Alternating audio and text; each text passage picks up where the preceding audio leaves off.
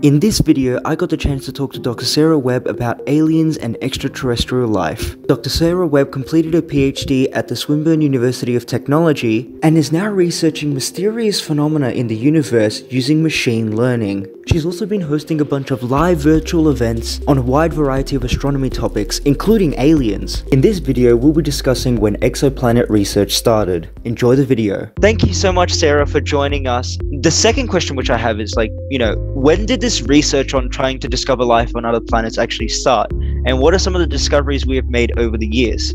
Yeah, so this is a great question. So I think it's good to kind of ground ourselves in where are we scientifically and what did people think just, 100 years ago. So for example, about 100 years ago, galaxies were really established as a separate thing. So 100 years ago, if you were a general person learning about space, no idea what galaxies were or that they were different galaxies to us. And then slowly over the last 100 years, not only did we understand that there's many different types of stars and galaxies and now planets, it's kind of this thing that has kind of snowballed into the last 30 and 40 years. We have had so much information that it feels like we know a lot of things, but I wonder how much there is to come. So to put it into context, the first extrasolar planet, so a planet around a star that was not our own, was discovered in the early 90s. So just before I was born. And until then, this idea of planets orbiting stars was definitely theorized because of the way we think stars and solar systems form via protoplanetary disks, but it wasn't confirmed.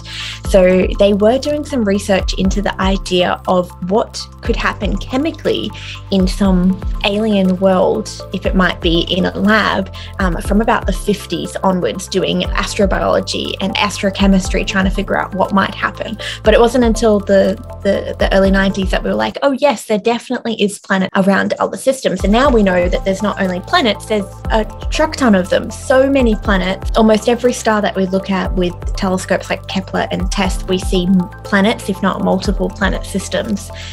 So it is really interesting. Super fascinating. Hands down, some of the best research that's been going on in the last 10 to 20 years. Exoplanets, they've sort of fascinated us, especially with those visualizations you see in news articles, where they're sort of just like, yo, we found a new planet that just might be habitable as Earth. And then they show this crazy visualization of a planet with tons of water and green land. And, you sort of wonder, have scientists actually found a habitable planet? No. So when you see those amazing headlines, most of the time it is that we have confirmed a planet with a similar size to Earth or something we call a super Earth. So rocky planets that are much, much bigger than our Earth planet. And we think they're roughly in a habitable zone around their star.